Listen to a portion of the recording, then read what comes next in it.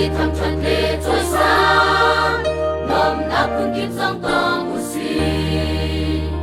boy pa tu na si lau chu lom na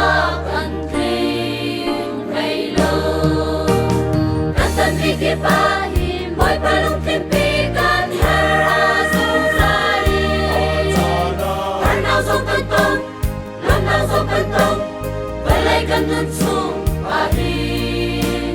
boy pa shuai na kal lau chu đây khó na mun kan ngay khâu lo tan tan vi ki pa boy pa pa chia nung pi kan her lung re thei vi khi ta ma ngay chân na kan ton cha na hi Giêsu ni thei pi lau in ta nga mo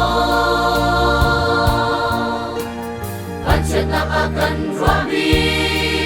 song boy pa tu na si a tu kan na ran thuan cha a tha chua na kan si to kan tan mi ki pa hin boy pa lu kim pi kan her a song za ri har na so kan tong lam na so kan tong vai lai kan nun chung a hi boy pa shuai na kal lau chu đây khó nào nung kan ngay khâu lo kan tan mi ki pa boy pa pa chia nung pi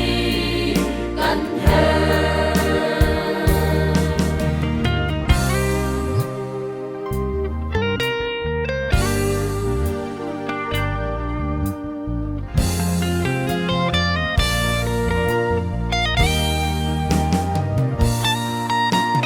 boy pa sina khu pilin tha kan cham ton ni vyal de hi Giêsu ni thei pi lau in a ha mo kan her ring in a kan chom chun le za ni na kan zau khen kan tan mi thil hi boy pa sina kwang ha u si kan tan mi ki pa him boy pa lu